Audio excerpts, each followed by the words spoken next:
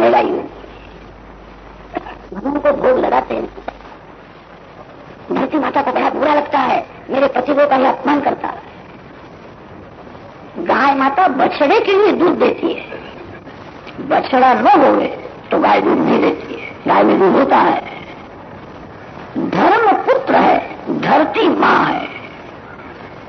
जहां धर्म है वहां धरती सब कुछ देती है, जहां धर्म नहीं है वहां धरती में सब कुछ निकल जाती है।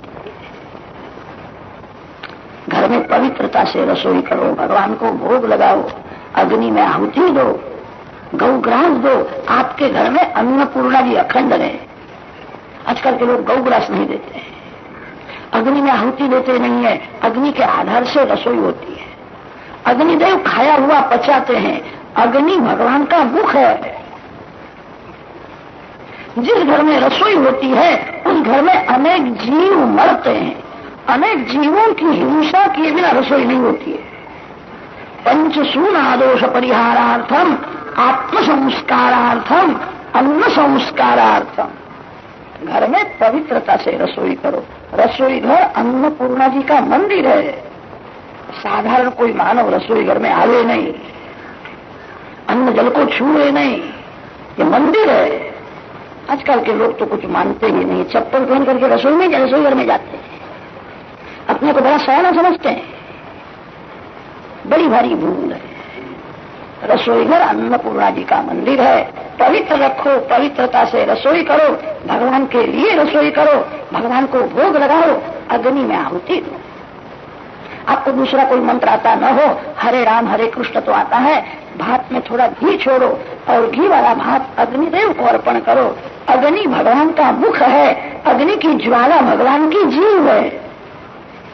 अग्निर्वै देवानाम मुखम अग्नि मुखावै देवा। माँ बहुत प्रेम से अपने बालक के मुख में कवल देती है। अग्नि में आहुति देने का अर्थ है भगवान के मुख में मैं कवल देता हूं। आपको दूसरा कोई मंत्र आता न हो तो हरे राम हरे कृष्ण मंत्र बोलो, अग्नि में आहुति दो, गौग्रास निकालो, अन्न शुद्ध हो जाएगा। अन्न को अमृत बनाओ। अमृतवत भुंजीत अमृतस्य उपस्करणमसि अमृतस्य पिधानमसि। लोग भगवान को भोग नहीं लगाते, रसोई घर को पवित्र नहीं रखते, अग्नि में आहुति नहीं देते हैं, पशु के जैसा खाने लगे। तभी से धरती मां अन्न रस को निगल गई कि महंगाई कब से हुई है। लोग टेबल कुर्सी ऊपर बैठ करके खाने लगे, तभी से हो गए। टेबल कुर्सी ऊपर नहीं खाना चाहिए। भोजन यज्ञ है। प्राचीन काल में लोग पवित्रता से रसोई करते थे, भगवान को भोग लगाते थे, अग्नि में आहुति देते थे, आसन में बैठ करके भोजन करते थे। तब ऐसी महंगाई नहीं थी। परदेश की नकल बहुत करने लगे। हमारा भारत देश धर्म प्रधान देश है और परदेश भोग प्रधान देश है। भारत में भोगी बड़ा नहीं माना जाता है, भारत में भक्तों की पूजा होती है। परदेश के लोग तो जो ज्यादा पैसा कमाता है, जो श्रीमान है, उसको मान देते हैं। भारत में भोगी को मान नहीं है, भक्तों को मान है। भारत देश धर्म प्रधान देश है, अपना धर्म छोड़ना नहीं। लोग पुस्तक पढ़ करके थोड़ी ब्रह्म ज्ञान की बातें करते हैं, जगत को बताने के लिए थोड़ा भक्ति का नाटक करते हैं। धर्म में श्रद्धा रही नहीं है। धर्म बिना भक्ति सफल नहीं होती है, धर्म बिना ज्ञान टिकता नहीं है। सनातन धर्म के जैसा कोई धर्म हुआ नहीं है, होने वाला नहीं।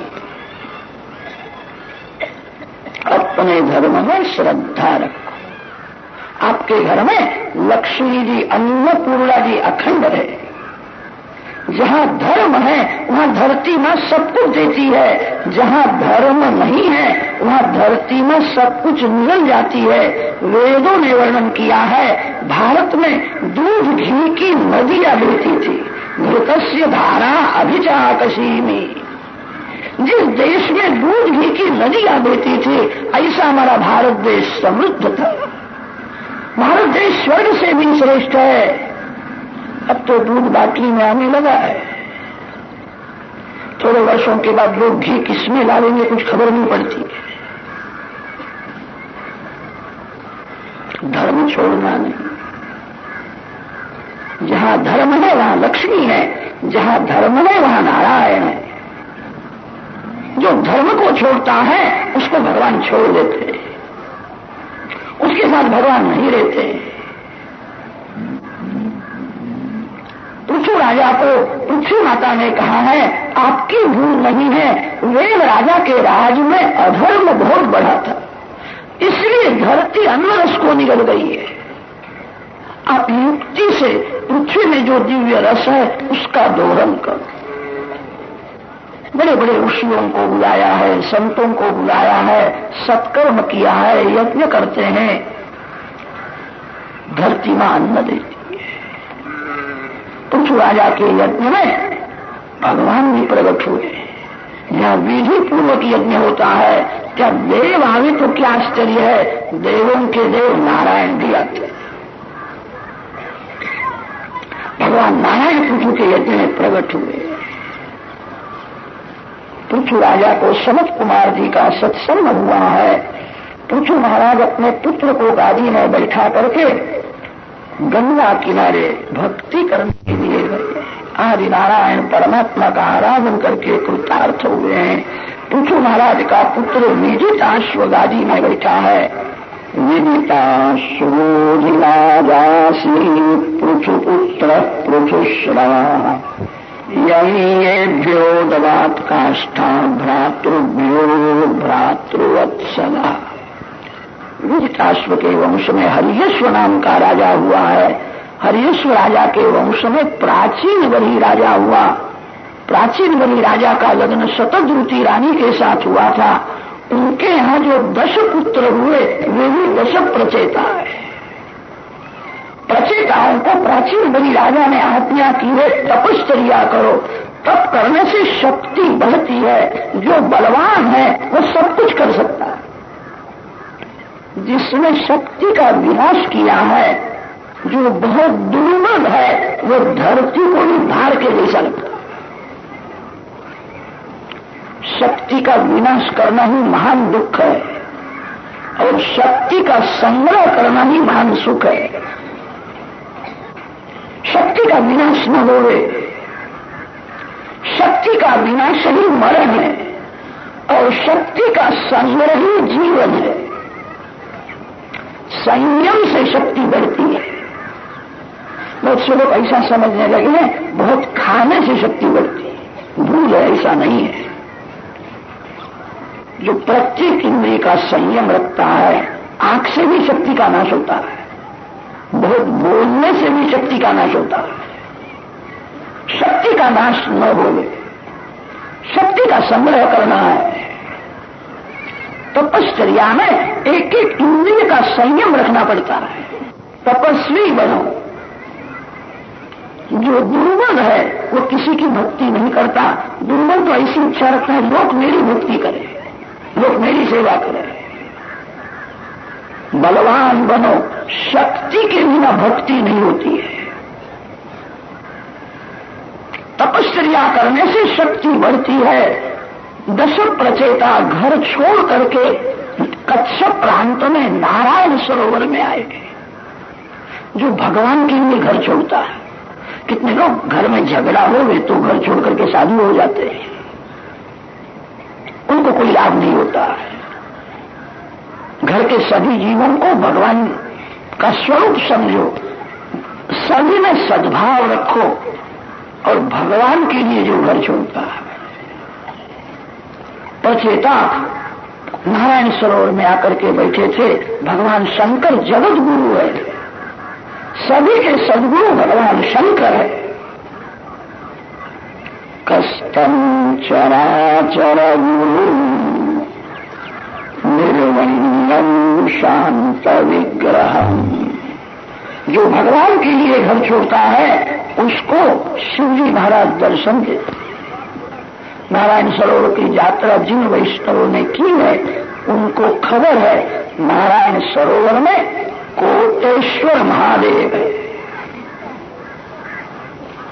प्रचेताओं के लिए भगवान शंकर वहां प्रकट हुए हैं। प्रचेताओं को शिव जी ने रुद्रगीत का उपदेश किया है और कहा रुद्रगीत का जप करो, जप करने से पाप का नाश होता है, सतत जप करने से वासना का विनाश होता है, जप करने से जीवन सुधरता है, जप करने से ही बिगड़ा हुआ मन शुद्ध होता है। बहुत यात्रा करने से, यज्ञ करने से, दान देने से पुण्य बढ़ेगा, बिगड़ा हुआ मन शुद्ध नहीं होता है। श्रीमान लोग बहुत दान देते हैं, अच्छा है, मन बिगड़ा हुआ ही रहता है। यज्ञ करने से, यात्रा करने से, दान देने से थोड़ा पुण्य बढ़ेगा, बिगड़ा हुआ मन शुद्ध नहीं होगा। शांति से बैठ जन की कथा सुनाई है। आशी पुरंजनो नाम राजा राजन दुर्भट श्रवाहा। वासना से जीव अनेक बार स्त्री होता है, वासना से जीव अनेक बार पुरुष होता है। पुरम शरीरम जनयती पुरंजन। जब थोड़ी भी फुर्सत मिले तो बार बार ऐसा चिंतन करो, मैं पुरुष नहीं हूं, मैं स्त्री नहीं हूं, ये शरीर मैं नहीं हूं, शरीर मेरा नहीं है, शरीर का सुख मेरा सुख नहीं है, ये तो मिट्टी का पुतला है, मिट्टी में मिलने वाला है। सतत भक्ति करो। आप शरीर से भिन्न हो, शरीर का सुख आपका सुख नहीं है, आप परमात्मा के अंश हो। देह भाव को भूलना है, जो देह भाव को भूलता है उसी को देव का दर्शन होता है। भगवान की भक्ति ऐसी करो, आपको याद आवे नहीं कि मैं पुरुष हूं कि स्त्री। जिसको याद आता है मैं पुरुष हूं स्त्री हूं, उसको काम मारने के लिए जाता है। देह भाव को मारना है, आत्मभाव दृढ़ करना है। पुरंजन की कथा सुनाई है प्राचीन बड़ी महाराज कृतार्थ हुए। 10,000 वर्ष के बाद प्रचेताओं को नारायण का दर्शन। क्लेश विनाशनाय निरूपितो दानगुणाभयाय मनोवचो वेद पुरोजवाय सर्वाक्षमार्गे अवताध्वने नमः।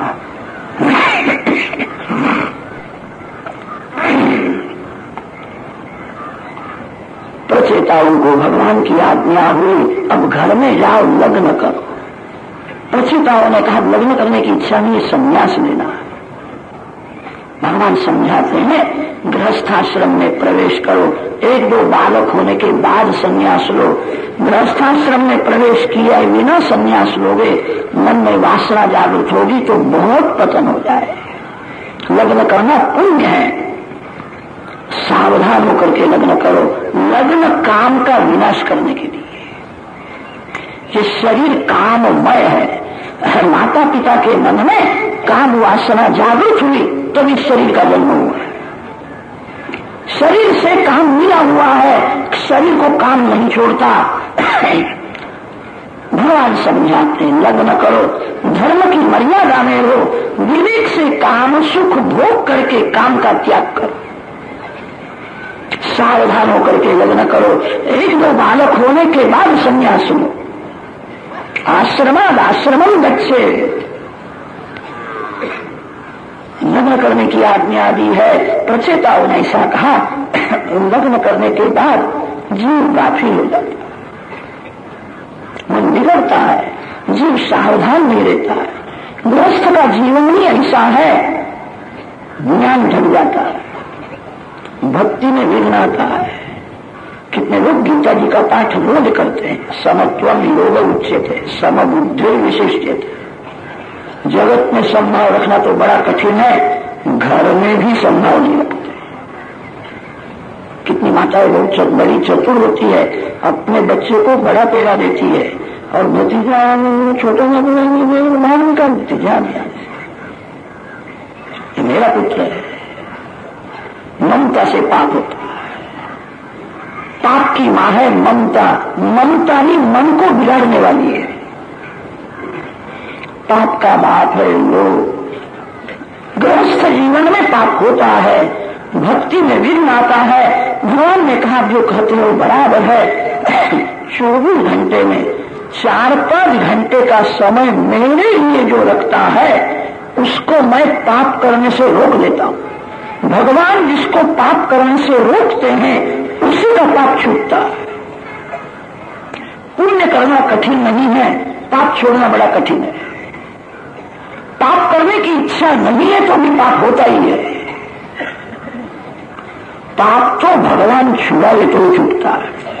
मानो मूर्ख नहीं है, सयाना है, 2-4 मिनट के लिए मूर्ख हो जाता है, पाप करता है।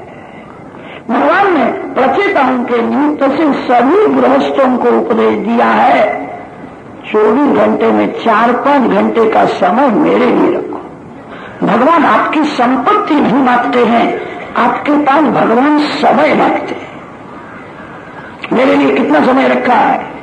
कितने श्रीमान लोग तो भगवान को पैसा देकर के ही संज्ञा देते हैं, मैंने इतना रुपया दिया है। पैसा से आप गरीब को प्रसन्न कर सकते हो, पैसा से लक्ष्मीपति को कोई प्रसन्न नहीं कर सकता। भक्ति में धन गौण है। प्राचीन काल में जितने साधु संत हुए हैं प्रायः सभी गरीब थे, श्रीमान संत बहुत ही कम थे। भक्ति में धन गौण है। परमात्मा आपका पैसा नहीं मांगते हैं, आपके पास समय मांगते, प्रेम मांगते हैं। 4-5 घंटे शांति से बैठ करके भक्ति करो।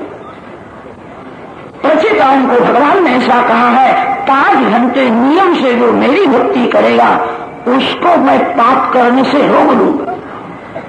गृहे स्वाभिशतांचापि पूषाम कुशल कर्मणाम मद्वार्ता यातयामानाम न बंधाय ग्रहामताः। प्रचेता घर में जाते हैं, वार्क्षी कन्या के साथ लग्न किया है, उनके यहाँ पुत्र हुआ, उसका नाम दक्ष प्रजापति। पुत्र बड़ा होने के बाद उसको सब दे दिया है। प्रचेता फिर से नारायण सरोवर में आए, नारद जी का दर्शन हुआ है। नारद जी ने उनको सुंदर उपदेश दिया है। संसार वृक्ष है, संसार वृक्ष का मूल परमात्मा है। मूल में जल देने से झाड़ प्रसन्न हो जाता है। झाड़ के पत्ते के ऊपर पानी देने की जरूरत नहीं है। झाड़ के पत्ते के ऊपर पानी देने मूल सूख जाए तो झाड़ नहीं टिक सकता है। वृक्ष के मूल में जल देना चाहिए। संसार वृक्ष के मूल है परमात्मा। जो परमात्मा को प्रसन्न करता है वो सभी को प्रसन्न करता है। जो भगवान को जानता है वो सब कुछ जानता है। जगत को प्रसन्न करना अशक्य है। जगत के पीछे मत पड़ो। 1000 को जो प्रसन्न करता है 5-10 जीव बिना कारण नाराज हो जाते हैं, शाप भी लेते हैं। जगत को कोई प्रसन्न नहीं कर सका। जगत के पीछे मत पड़ो, परमात्मा के पीछे पड़ो। जो परमात्मा को प्रसन्न करता है वो सभी को प्रसन्न करता है।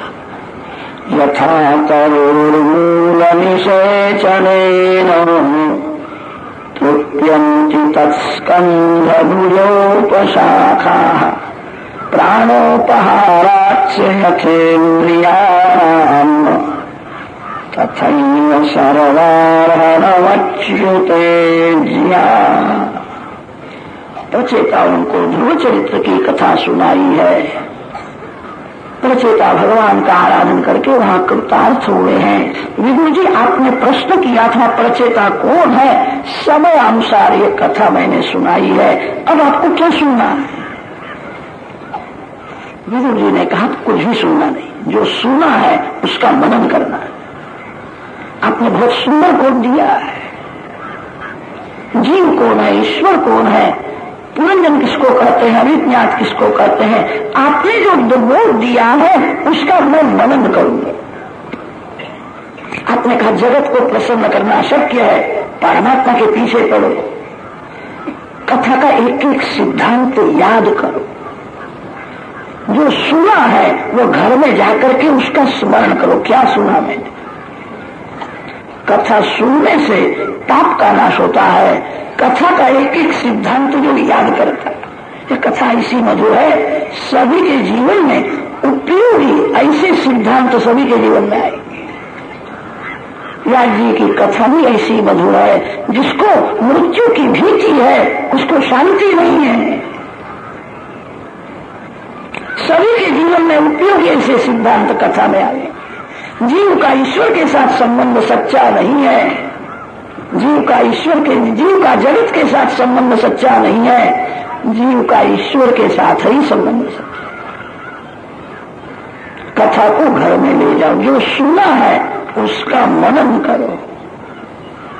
विदुर जी ने कहा आपने सुंदर बोल दिया है, अब सुनना नहीं है, जो सुना है उसका मैं मनन करूंगा। विदुर जी कृतार्थ हुए हैं। पंचम स्कंध में परमहंसों की कथा आती है। परमहंसों के दो भेद होते हैं, ज्ञानी परमहंस और भागवत परमहंस। दूध और पानी को मिला करके हंस के आगे रखो, हंस में एक ऐसी शक्ति होती है, पानी को छोड़ देता है, दूध पी जाता है। इस संसार क्या है, दूध पानी मिल गया है। जड़ और चेतन दोनों एक हो गए हैं। शरीर जड़ है, आत्मा चेतन है। जड़ चेतन दोनों भिन्न है, भिन्न होने पर भी एक रूप हो गए। दूध में पानी मिल जावे तो पानी से दूध को अलग करना बड़ा कठिन है। शरीर जड़ है, आत्मा चेतन है, दोनों की ऐसी गांठ पड़ी है। जड़ शरीर से चेतन आत्मा को जो अलग करता है। नारियल के अंदर नरेली होती है, नरेली के अंदर कोपरा होता है। रस कोपरे में है, नरेली में रस नहीं है। नरेली नीरस है, रस कोपरे में है। नारियल में जब तक पानी है तब तक नरेली कोपरे को छोड़ती नहीं है। ये शरीर नरेली के जैसा है, अंदर जो शुद्ध चेतन आत्मा है वो कोपरे के जैसा है। आत्मा रसमय है, शरीर नीरस है। नरेली में रस नहीं है, मिठास तो कोपरे में है। नारियल में जब तक पानी है तब तक नरेली उसको छोड़ती नहीं है। संसार का कोई भी सुख जिसको मीठा लगता है वह शरीर से आत्मा को अलग नहीं कर सकता। शरीर का सुख मेरा सुख नहीं, इंद्रियों का सुख मेरा सुख नहीं। मैं शरीर से इंद्रियों से भिन्न हूं, मैं परमात्मा का अंश हूं। लकड़ी में अग्नि है, लकड़ी को कोई जला सकता है, लकड़ी में जो अग्नि है उसको कोई जला नहीं सकता है। आत्मा तेजोमय है, प्रकाशमय है, अग्नि स्वरूप है। यह शरीर लकड़ी के जैसा है। शरीर से आत्मा को जो अलग करता है उसको परमहंस कहते हैं। परमहंसों के दो भेद होते हैं, ज्ञानी परमहंस और भागवत परमहंस।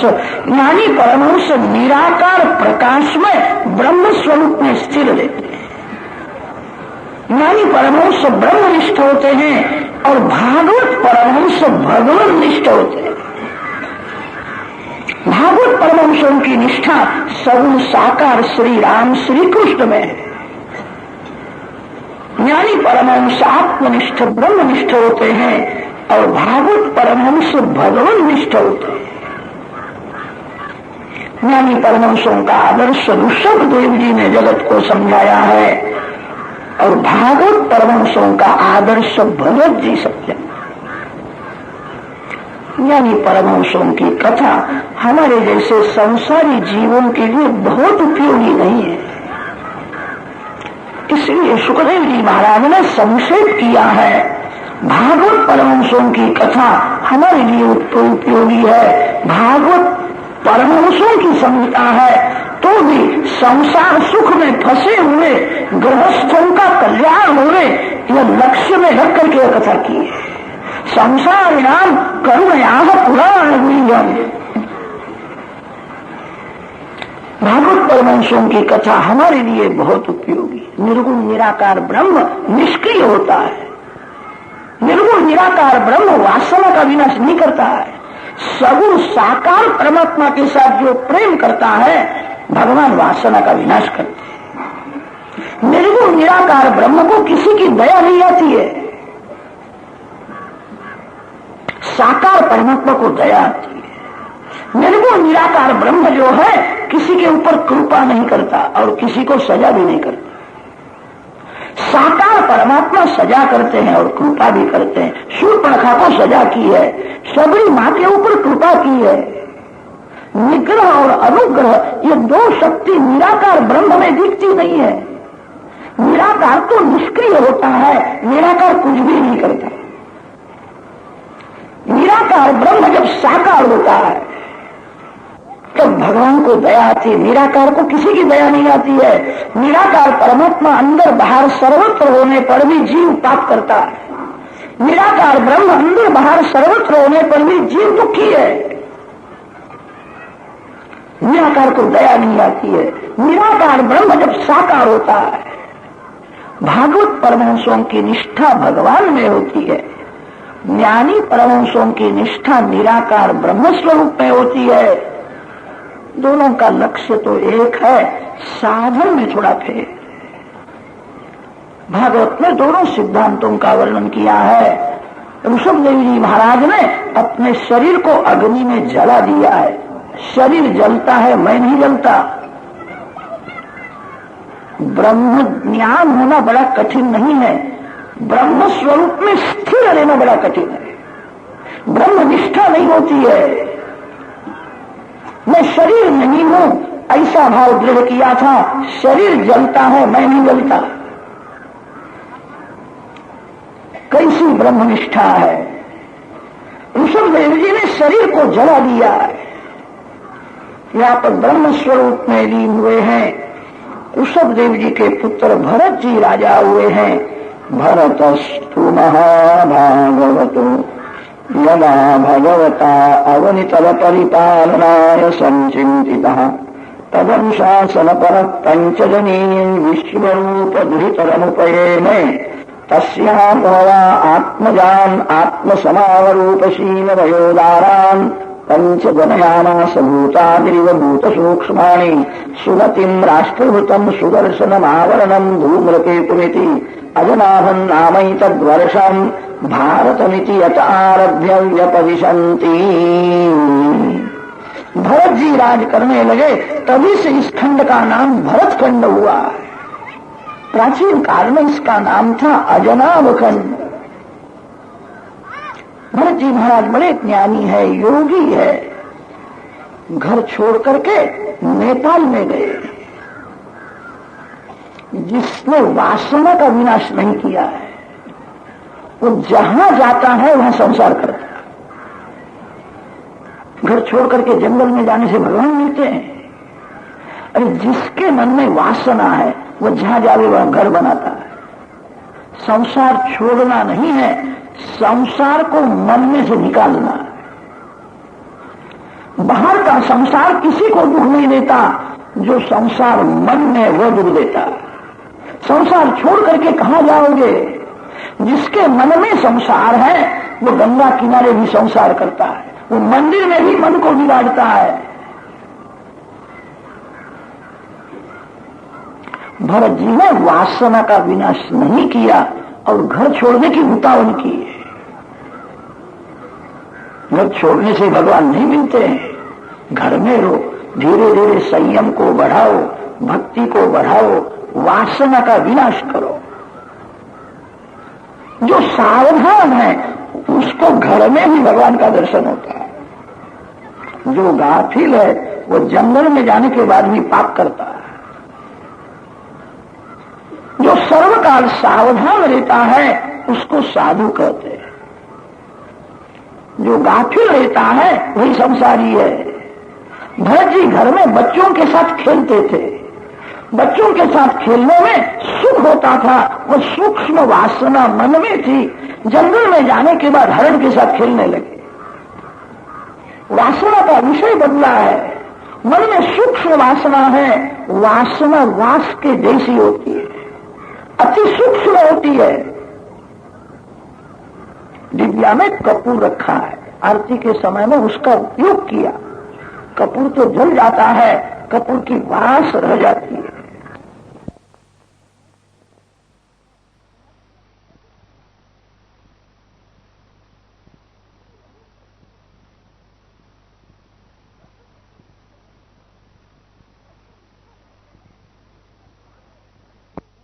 है, जीव पशु है, जीव को काम में बांध दिया है। जीव कामाधीन है, काम सभी को बांधता है, इसीलिए जीव पशु है, पशुपति शिव है। भरत जी महाराज सब कुछ छोड़ करके नेपाल में गंडकी नदी के किनारे गए।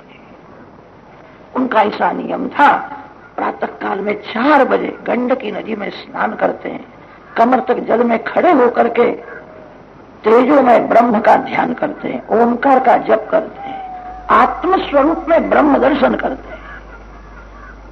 ओंकार का जप करते हुए बड़े ज्ञानी है, योगी है, सूर्य नारायण बाहर आते हैं, तब तक ब्रह्म चिंतन करते हैं। सूर्य उदय होने के बाद बाहर निकलते हैं, श्री नारायण की स्तुति करते हैं, दिन भर ध्यान करते हैं, जप करते हैं, बड़े ज्ञानी है। जब बहुत भूख लगती है तब एक बार फल खाते हैं।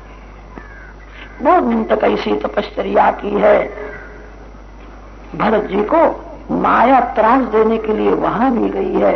जहां जाओ माया पीछे से आती है। माया मंदिर में भी त्रास देती है, माया गंगा किनारे भी त्रास देती है।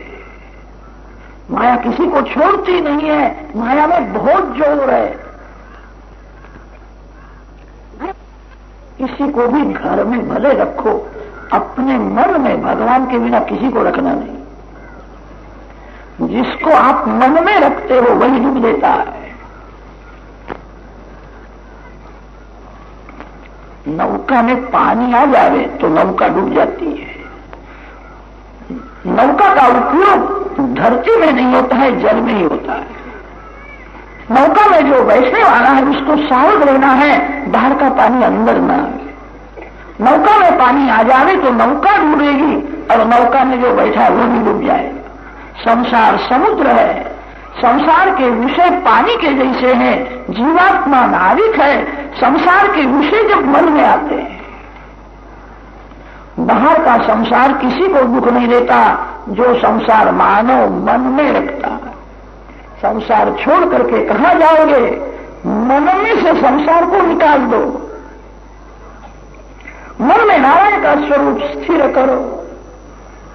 भरत जी की यही भूल हो गई, मन में हरण बालक को रखा। ये मेरे बिना नहीं रह सकता, इसका पालन पोषण करना मेरा कर्तव्य है। इसका पालक पिता मैं हूं, मैं इसका रक्षण करूंगा। रक्षण तो सभी का भगवान करते हैं। मानव का क्या रक्षण कर सकता है? मानव में रक्षण करने की शक्ति होवे तो किसी का मरण होगा ही नहीं। रक्षण तो भगवान करते हैं, मैं रक्षण करता हूं, यह अभिमान है। भरत जी ने ऐसा मान लिया, मैं इसका पिता हूं। गंगा में वाक्सी लोग घूमते हैं, कोई इसको मार डाले तो मेरे को सावध रहना है, इसका रक्षण करना है। स्नान करने के लिए जाते हैं तब हरण बालक को कंधे में चढ़ा करके ले जाते हैं। संध्या गायत्री करते करते बार बार उसको देख लेते हैं। हरण बालक को मन में रखा है, भूल हो गई।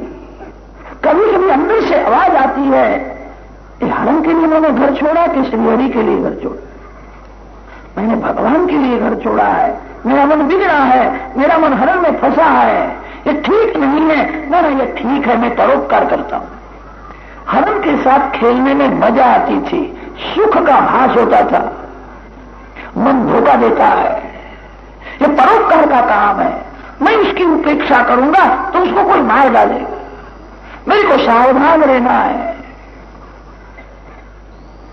अति परोपकार से भी भगवान की भक्ति श्रेष्ठ है। अति परोपकार कभी कभी पतन करता है। बहुत परोपकार करे उसको हल्के लोगों का संग करना ही पड़ता है, संग का रंग लगता है। बहुत परोपकार करने के लिए जाता है, उसमें राग द्वेष आती, इसको 5 दो, इसको 10 दो, ये नालायक है, ये लायक है, मन बिगड़ जाता है। बहुत परोपकार के प्रपंच में पड़ना नहीं, परोपकार भी पतन करता है। परोपकार से भगवान की भक्ति श्रेष्ठ है। मैं परोपकार करता हूं। हरण बालक बड़ा हुआ है। एक बार जंगल में वो घूमता था, उसने एक हरनी को देख लिया, फिर हरनी के पीछे पीछे गया, आया नहीं। वृद्ध पिता जिस प्रकार अपने पुत्र की चिंता करता है, अभी क्यों नहीं आता है, मेरा हो गया, अभी क्यों नहीं आता है, हरण की चिंता करने लगे हैं, शोधने के लिए गए हैं, मिलता नहीं है। मेरे को ऐसा लगता है किसी वाघ ने उसको मार डाला, वाघ ने मेरे बालक को मारा, उसको जरा भी दया आई नहीं, मेरे बालक को मार डाला, ऐसा विचार मन में आया, आंख में आंसू आते, रोने लगे। ममता ही डूब देती है। जंगल में वाघ सिंह ने पशु पक्षियों की हिंसा करते हैं, वह आंख से देखा था, कभी दुख हुआ नहीं। हरण बालक में ममता हो गई थी, मेरा पुत्र है, वाघ को दया ही नहीं, वाघ ने उसको मार डाला है। वाघ ने जब उसको पकड़ा होगा तो बहुत रोया होगा, बड़ा शरारती सुंदर था, याद करके रोते। ना मेरे को ऐसा लगता है उसको किसी ने मारा नहीं है, वो है, अब बड़ा हुआ है, लग्न करने के लिए गया होगा, अब आवेगा तो अपनी बहू को हाथ में लेकर के मेरे पास आए। सब कुछ छोड़ करके आए थे। माया भुलाती है, माया ने जिसको भुलाया है वो क्या न करे, क्या न बोले। माया में बहुत जोर है। माया गृहस्थ को भी भुलाती, ऐसा नहीं है, साधुओं को भी भुलाती। भरत जी सब कुछ छोड़ करके आए थे, मन बिगड़ गया है। हरण बालक हरणी के पीछे पीछे गया, 10-15 दिन तक हरणी के साथ में वह रहा। फिर वहां एक बलवान हरण आया, हरणी के लिए दोनों का झगड़ा हुआ। दूसरा जो था वो बलवान था, यह दुर्बल था, इसको मार पड़ा है, बहुत घायल हुआ है। तब रोता हुआ भरत जी के आश्रम में। मानव गाफल है, काल सावधान, काल विचार नहीं करता इसका एक काम बाकी है, ये काम करने दो, फिर मैं उसको पकड़ूंगा। भरत जी का समय हुआ था, मृत्यु की शैया में पड़े थे, अंतकाल में बुखार आया था, श्वास चालू, जंगल में अकेले रहते थे। हरण बालक आया है और समझ गए मेरे पिता अंतिम दशा में है। भरत जी के चरण में जाकर के बैठा है। अंतकाल में एक बार आंख खोलते हैं, आंख खोलने पर हरण बालक दिखता है, आया है, मेरे को मिलने के लिए आया है। इसकी मां ने यह बालक मेरे को दिया था, मेरे को मिलने के लिए आया। अच्छा हुआ। मृत्यु की शैया में उसकी मां याद आई, जिसने छलांग मारी थी, जिसने प्राण का त्याग किया था। वो हरणी से कालंजर पर्वत ऊपर हरणी हुई थी। मृत्यु की शैया में सब दिखता है, हरणी का चिंतन हुआ। भरत जी महाराज उसी हरणी के पेट में गए, हरण हुए। भागवत का एक सिद्धांत है, आपका ज्ञान मार्ग होवे कि योग मार्ग होवे, आप निराकार को मानो, साकार को मानो, किसी भी संप्रदाय की दीक्षा ग्रहण करो, भगवान की भक्ति कभी छोड़ना। परमात्मा की सेवा पूजा जो छोड़ता है उसका वर्ण बिगड़ जाता है। जिस ज्ञान में भक्ति का साथ नहीं है, भक्ति बिना का ज्ञान धोखा देता है। जिस योग में भक्ति का साथ नहीं है, वो योग मरण को बिगाड़ता है। भरत जी महाराज बड़े ज्ञानी थे। वेदों में वर्णन आया है, जब मरण समीप में होता है तब प्रथम वाचा बंद हो जाती है, मानव जीभ से नहीं बोलता है, बोलने की शक्ति रहती नहीं है। वाणी का लय मन में होता है, जीभ से तो नहीं बोलता, मन से थोड़ी बातें करता है। मन भी वाणी है, वाणी का लय मन में होता है। मरण जब अति समीप में होता है तो मन बधिर हो जाता है, मन का लय प्राण में हो जाता है, मन प्राण में मिल जाता है। जीभ मन से भी नहीं बोलता, शरीर में श्वास चालू रहता है।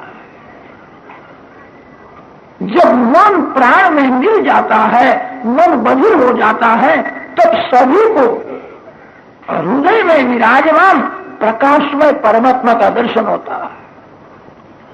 सभी के हृदय में भगवान है। मन बहिर्मुख होने से हृदय में विराजमान भगवान का दर्शन नहीं होता। मन जब प्राण में मिल जाता है तब सभी को हृदय में प्रकाशमय परमात्मा का दर्शन होता है। भगवान का दर्शन करने के बाद मन वासना से जहां फंसा है वो वासना के अनुसार चित्र दिखता है। भरत जी को हरणी का चित्र दिखता है। हरण में आसक्ति थी सनातन धर्म में, इसीलिए मूर्ति पूजा को बहुत महत्व दिया है। अंतकाल में भगवान की मूर्ति का दर्शन होवे तो भी मरण सुधरे। भक्ति का अर्थ यह है भगवान के स्वरूप में आशक होना ही भक्ति है। जिस देव की आप पूजा करते हो उस देव को आंख में रखो, मन में रखो। अंतकाल में भगवान का स्वरूप जिसको दिखता है उसका मरण मंगलमय हो जाता है। जिस ज्ञान में योग में भक्ति का साथ नहीं है ऐसे ज्ञानियों को अंतकाल में संसार का चित्र दिखता है और संसार का चित्र देखने पर मरण बिगड़ जाता है। भरत जी महाराज बड़े ज्ञानी थे, योगी थे, उनको हरणी दिखती है। अंतकाल में भगवत स्वरूप का दर्शन होवे तो मरण मंगल। भक्ति बिना ज्ञान सफल नहीं होता। जिस ज्ञान में भक्ति का साथ नहीं है वह ज्ञान मरण को बिगाड़ता है। भक्ति से ही मरण सुधरता है। भरत जी को अंतकाल में भगवान का स्वरूप दिखता नहीं है, निराकार ब्रह्म का ध्यान करते थे। मैं ब्रह्म हूं, हम ब्रह्मास्मि की भावना करते थे।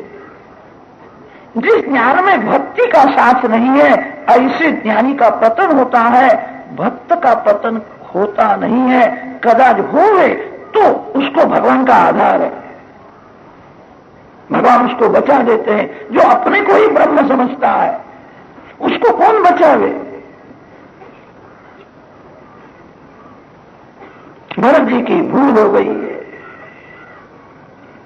हरणी के पेट में गए हैं, हरण हुए। परीक्षित राजा को आश्चर्य होता। बड़े ज्ञानी, बड़े योगी, महान तपस्वी सब कुछ छोड़ करके आए थे, थोड़ी भूल हुई है। इस भूल में भी परोपकार की भावना है। उनको क्या स्वार्थ था। बड़े ज्ञानी का ऐसा पतन होगा, पशु हो गए, ज्ञान व्यर्थ जाता है। सुखदेव जी महाराज वर्णन करते हैं, राजन ज्ञान और भक्ति कभी व्यर्थ नहीं जाती। पशु शरीर में उनको ज्ञान था, पशु शरीर में सावधान रहते हैं। हरण के संग से मैं हरण हो गया, माया ने मेरे को बुलाया। एक हरण का संग हुआ, मैं हरण हो गया। यहां तो बहुत से हरण हैं। पशु शरीर में भी ज्ञान था, माता पिता को छोड़ दिया। जीव जहां जाता है वहां सुख समझता है, वही ममता करता है। मां के साथ भी प्रेम करने को तैयार नहीं है। एक हरण के संग से मैं हरण हुआ, मेरी भूल है। जीव जहां जाता है वहां सुख मानता है, जीव जहां जाता है वहां ममता करता है। एक राजा ने बहुत पाप किया था। राजा को खबर पड़ गई थी अब मैं मरने के बाद डुक्कर होने वाला, मेरी दुर्गति होने वाली है, मैंने पाप किया। राजा ने अपने बच्चों को कहा मैं मरने वाला हूं, मैं डुक्कर हो जाऊं। जगह भी बताई, अमुक जगह में मेरा जन्म होने वाला है, मेरे कपाल में सफेद दाग रहे, वहां आकर के मेरे को मार डालना, कीचड़ में रहना मेरे को अच्छा नहीं लगता, मेरे पाप से मैं डुक्कर होने वाला हूं। राजा का मरण हुआ, वो डुक्कर हो गया। उसके पुत्र सोते हुए जो जगह बताई थी वहां गए हैं, कपाल में सफेद दाग था, यही है, मारने को तैयार। तब डुक्कर ने कहा मेरे को मारना नहीं, रानी से भी सुंदर डुकरानी मेरे को यहाँ मिल गई, मेरे को सुख भोगना। राजमहल से भी इस कीचड़ में मजा आ गई, बहुत अच्छा, मेरे को सुख भोगने दो। जीव जहां जाता है वहां सुख समझ करके बसता है, जीव जहां जाता है वहां ममता करता है, ज्ञान कभी व्यर्थ नहीं जाता है। भरत जी हरण तो हुए, पशु शरीर में ज्ञान है, मेरी भूल हो गई, एक हरण का संग होने से मैं हरण हुआ, यहां तो बहुत से हरण है। अब भगवान का ही संग करना है। माता पिता का त्याग किया, उनको याद आता है पूर्व जन्म की तपोभूमि गंडकी नदी के किनारे आए, याद आता है इस घाट में मैं स्नान करता था, यहां बैठ करके मैं ध्यान करता था, इधर मेरी पर्ण कुटी थी, माया ने मेरे को भुलाया, मैं पशु हुआ हूं। जब याद आता है तब रोते हैं।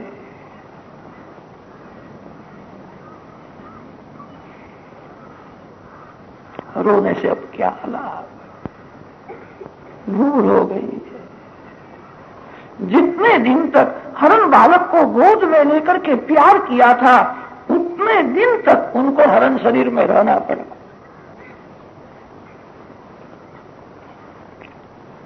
गंडकी नदी में स्नान करते हैं, एकादशी का व्रत करते हैं, पशु शरीर में ज्ञान है। झाड़ के सूखे पत्ते खाते हैं, घास तोड़ते नहीं है। घास में जीव जंतु बैठते हैं, कदाच कोई जीव मरे तो जो पाप किया है उसका भोग से नाश करना है, नवीन पाप न हो। घास को तोड़ने से कदाच किसी जीव की हिंसा होगी। जीव दूसरे जन्म की तैयारी इसी जन्म में करता है। अब पाप करना नहीं है, एकादशी का व्रत करते हैं, त्रिकाल गंडकी नदी में स्नान करते हैं, पूर्व जन्म में हरे नमः मंत्र का जप करते थे, पशु शरीर में याद आता है श्री हरि की माया विलक्षण है, मेरे को भुलाया, मेरा पतन हो गया। हरे नमः, हरे नमः, श्री हरि के चरण में मैं वंदन करता हूं, मेरी भूल हो गई है, कृपा करो। यज्ञाय धर्म पतये विधि नहीं पुनाय, योगाय सांख्य शिरसे प्रकृतीश्वराय, नारायणाय हरये नमैत्युदारम्, हास्यन् मृगत्वमपि यः समुदाय। हरे नमः, हरे नमः बोलते हुए हरण शरीर का त्याग किया। सुखदेव जी महाराज वर्णन करते हैं, पवित्र ब्राह्मण के घर में उनका जन्म हुआ है। उत्सृष्ट मृग शरीरम चर्म शरीरेण विप्रत्वम गतमाहु। भरत जी का यह अंतिम जन्म है, अब किसी मां के पेट में जाने वाले नहीं है। संग से डरते हैं, हरण का संग करने से मैं हरण हुआ था, मानव के संग से मैं फिर मानव हो जाऊंगा, अब भगवान का ही संग करना है। मां प्यार करती है, मां का प्यार विष के समान लगता है। मां को छोड़ देते हैं, कोने में जाकर के बैठे रहते हैं। मां बालक को हंसाने का प्रयत्न करती है, कभी हंसते नहीं, कभी रोते नहीं। मानव के संग से मैं मानव हो जाऊंगा, अब भगवान का ही संग करना है। कभी कभी पिता के हृदय में प्रेम होता है, बालक को उठा करके गोद में लेता है, प्यार करता है, घबराते हैं। बाप के संग से कदाच मेरे को फिर से बाप होने की इच्छा होगी, अब बाप नहीं होना है, अब परमात्मा का ही संग करना है। इस सिद्धांत में दृढ़ हो गए थे, माता पिता से अलग रहते। ये कैसा बालक है, हंसता नहीं है, रोता नहीं है, मां बाप से दूर रहता है। माता पिता उसको पहचान सके। ब्राह्मण का बालक है, जनोरी देते हैं, गायत्री मंत्र पढ़ाते हैं। भरत जी को सब कुछ उसका वेदों का ज्ञान है। ज्ञान का फल ध्यान है, ज्ञान का फल परमात्मा है, ज्ञान का फल पैसा नहीं है। मूर्ख को भी पैसा मिलता, ज्ञान का फल परमात्मा है। ये सिद्धांत में दृढ़ हुए हैं। मेरे को लोग मूर्ख समझे ही अच्छा। मैं पूर्व जन्म में अपना ज्ञान प्रकट करने के लिए गया, मैं परोपकार करने के लिए गया, मेरा पतन हो गया। मेरे को लोग मूर्ख समझे ही अच्छा। ग्रैष्णवास्तिकान मासान अधियानमपि असमवेत रूपम ग्राहयामास। गायत्री मंत्र पढ़ाते हैं, उनको ज्ञान है। मूर्ख को पढ़ाना सरल है। जो ज्ञानी होता हुआ भी मूर्ख के जैसा नाटक करता है, उसको कौन पढ़ा सकता है? जो सोया हुआ है उसको जगाना कठिन नहीं है, जो जागता है उसको जगाना बड़ा कठिन है। भरत जी अंदर से जागते थे, महान ज्ञानी हैं, उन्होंने निश्चय किया है मेरे ज्ञान का उपयोग अब परमात्मा के ध्यान में ही करना, मन से भगवान का ही संग करना है। इस सिद्धांत में दृढ़ हुए थे। 4 महीने तक गायत्री मंत्र पढ़ाया, एक अक्षर भी आया नहीं। ऐसा नाटक किया है मैं गूंगा हूं। माता पिता का घर में ही मरण हुआ है। भरत जी ने विचार किया, 2 जीव ऐसे थे जिनकी मेरे ऊपर अतिशय प्रीति थी, वो गए, अच्छा हो, मैं भगवान का हो गया, भगवान के बिना मेरा कोई नहीं। इस भाव में दृढ़ हुए हैं। पागल के जैसा नाटक करते, मफत मजूरी करते, पैसा लेते नहीं है, बोलते नहीं है, भोजन के समय में घर में आते, तब भाभी तिरस्कार करते।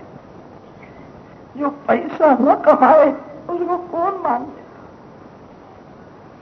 कलयुग के लोग धन को ही मानते। भाभी तिरस्कार करती है, मूर्ख है, जड़ है, नाम रखा है जड़ भर, खाने के समय में आ जाता है। पाप करके जो पैसा कमाता है और सुख भोगता है उसको लोग सयाना करते। जो पाप नहीं करता, जो परमात्मा के साथ प्रेम, सब सारी जीव उनको क्या पहचान सके? भाभी ने नाम रखा है जड़ भरा, ये जड़ है, मूर्ख है। घर में बहुत तिरस्कार होने लगा। जला हुआ भात खाने के लिए किसी भी जीव का तिरस्कार, जीव ईश्वर का स्वरूप है। जीव को भगवत भाव से देखो, ये सर्वशास्त्रों का सार। संसारी जीव पहचान सके नहीं, अब ये मूर्ख है, पागल है, ऐसा कर। घर में बहुत तिरस्कार होने लगा, फिर घर छोड़ दिया। इक्षुमती नदी के किनारे घूमते हुए आए। कच्छ प्रांत का राजा रघुगण कपिल महामुनि के आश्रम में तत्व ज्ञान का उपदेश लेने के लिए जाता था। पालकी में बैठा, 4 भील उसकी पालकी उठा करके ले जाते थे। इक्षुमती नदी के किनारे जलपान करने के लिए मुकाम किया था। 4 में से 1 भाग गए, 3 रहे हैं। राजा ने कहा कोई जंगल में घूमता, उसको पकड़ करके ले आओ। भरत जी वहां घूमते थे, कोई चिंता नहीं है, रुष्ट पुष्ट है। पंचकेश बढ़ गए हैं, पागल के जैसे दिखते हैं, अंदर से बहुत सावधान। चल मेरे साथ, तेरे को मजूरी मिले। चल, कहा तो चलने लगे। तो पालकी कंधे पे रखनी है, पालकी उठाना है। पूर्व जन्म में राजा थे, अनेक बार पालकी में बैठे थे, कभी पालकी को उठाया नहीं था। मेरा कोई पाप है, पाप का नाश भोग से ही करना पड़ेगा। मैं सहन करूंगा, पाप का नाश करूंगा। पालकी लेकर के चल। मार्ग में नारायण का ध्यान कर। जो मार्ग में भगवान को भूल जाता है वो मन से पाप करता है। जो मार्ग में भगवान का स्मरण नहीं करता उसकी आंख बिगड़ जाती है। बहुत सावधान है, चलते हुए भगवान का ध्यान करते, स्मरण करते। पाप न होवे, बहुत सावधान है। मार्ग में जीव जंतु दिखते हैं तो 4 छलांग मार कूद पड़ते हैं, पांव के नीचे किसी जीव की हिंसा न हो। राजा को त्रास होता है। राजा ने सेवकों को कहा बराबर चलो, मेरे को त्रास होता है। सेवकों ने कहा ये जो नवीन आया है वो पागल के जैसा,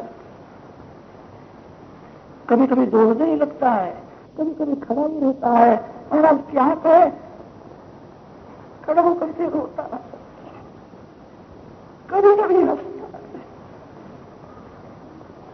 मैं भगवान से अलग हुआ हूं, अभी मेरा पाप कितना बाकी है, संसार में घूमता हूं, मेरे को अभी नारायण का दर्शन बराबर नहीं होता।